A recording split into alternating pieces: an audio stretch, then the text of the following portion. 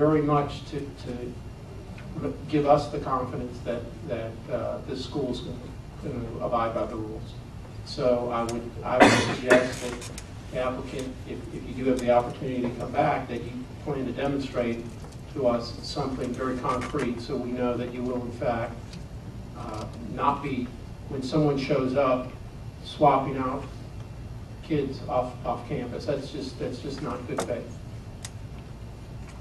Nancy, I think it'd be good for all parties to have a clear understanding of what is going to be accomplished as a result of the deferral and what the intent of the deferral is right now, so that when we come back the next meeting, in the event we do approve this, that there's a goal that we're all targeting to hit. Staff needs to be able to finalize the full analysis of the three. There are actually going to be 3 use permits that are advertised.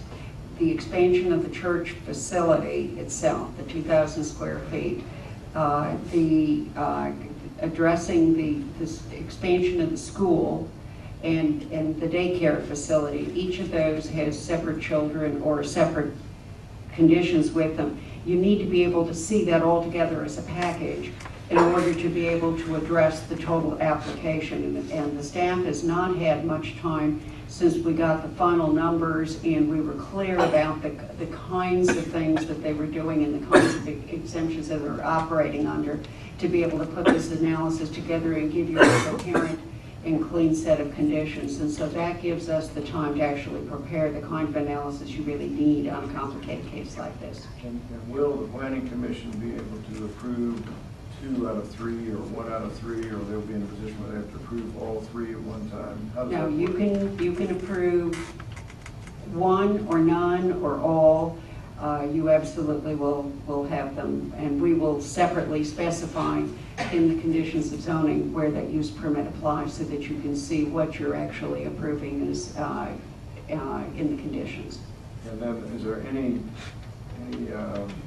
last time we talked, there was going to be some discussion relating to traffic controls or traffic potential improvements or something along those lines. Is that something that's been discussed further, or will be discussed further, or where do we stand on that? We will be giving you, because we will then have that final information from the applicant, then that's the analysis that we'll do. What we didn't want to do is to prepare an interim analysis and then a final analysis for you, so we were waiting for the final information from the applicant. And 30 days is adequate time to prepare all this? We think so. Okay. We have a motion on the floor and a second. Any further comments? Go ahead. Number one, I'd like to know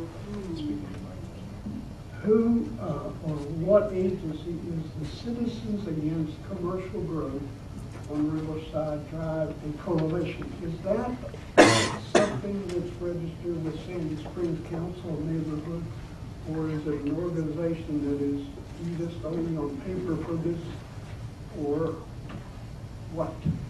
What is Citizens Against Commercial Growth on Riverside Drive or Coalition? Neighbors. You're going to need to step up to the mic, and we're going to let you vet that question a little bit. It was just a way to organize our opposition and our feelings and opinions about this. And to answer your question earlier, only 20% of the students who attended last year were from Sandy Springs.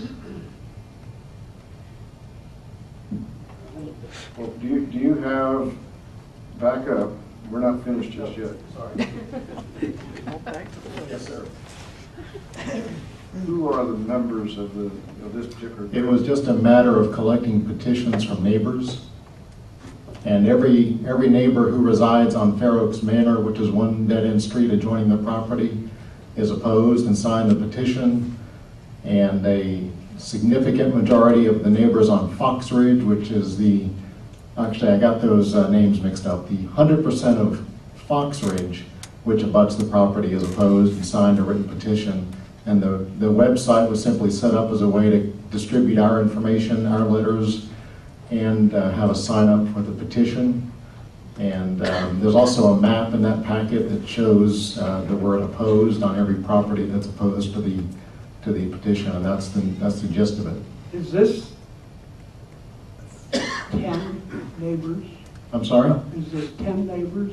100 neighbors, 1,000 neighbors, 20? Fox Ridge, I believe, has about... What is this? You know, when you put together a package that's an inch thick, and then don't identify yourselves. Oh, I'm I'm sorry, I'm wasting your time, sorry. and don't identify yourselves, and then we have to figure out who you are. You know, we're working for the citizens of Sandy Springs, and let's you guys be open with us. You know, this is a huge document. May I reply to that? My name is on the letter, and my address and my phone number and my email, I'm easily identified. Time out. Let's get the rules straight here. We're in executive session. We'll ask you a question, and we'll let you answer the question. And then if the planning commission member has another question, they'll ask you another question, allow you to answer that. So let's keep working it that way, and keep peace in the family here, and everybody be happy when we leave the room, okay? Okay, sure. Go ahead, Mr. Thatcher. The question is this 2 neighbors, 28 neighbors, 1,000 neighbors? Who is, and what is the magnitude of Citizens Against Commercial Growth on Riverside Drive, a coalition? I'm going to give you that answer in terms of a percentage of the neighbors that are close to the property. Because if I tell you, for example, it's 20 neighbors, and you know by living in the area that there are 300 houses on Riverside, you think by as a percentage basis that's very small. But it is a collection of neighbors who are close to the property, who are in immediate proximity, and the large majority, I would say in the neighborhood of 80 or 90% of them, are opposed to the petition. And to give you a number, I would say of those houses, let's say there's, I don't know the exact number of houses. On Fox Ridge, maybe there are 15. All of them are opposed, so that's 15 houses there. On Fair Oaks, maybe it's 15 or 20 houses. The majority of those are opposed. I don't know the exact number. And along Riverside Drive, inside 285, which is the area that was targeted for the petition, I don't know how many houses there are, but a large number of them have written in opposition as well. So to sum all that up, to answer your question, I guess it's in the neighborhood of maybe 25, 30 houses out of 45 or 50. Do you have officers of this organization? Do you have a board of directors? It's purely informal as a result of this application, just trying to organize neighbors. And just in the same manner that the people who opposed the stadium over at the Holy Spirit School organized their neighborhood with a webpage. That's all it is. Well, there was more organization of that than what I'm seeing here. But beyond, I'm not critiquing that, I'm just saying a statement of fact. But in the event the applicant was trying to identify the leadership, if you will, to see who should be speaking on behalf of these 35 or 40 homeowners, and in the event the applicant wanted to meet with somebody, what would be the somebody that they should be meeting with? They already know. They've contacted me. The letter that appears on that webpage is signed by myself and my wife with all of our contact information. And the applicant knows us through the Albanian community because she's Albanian, and we sponsored an Albanian student in the United States about 20 years ago. And the applicant's representative, legal representative, also knows how to contact us as well. The problem that we need to keep away from happening here is the applicant spends a lot of time working with an organization.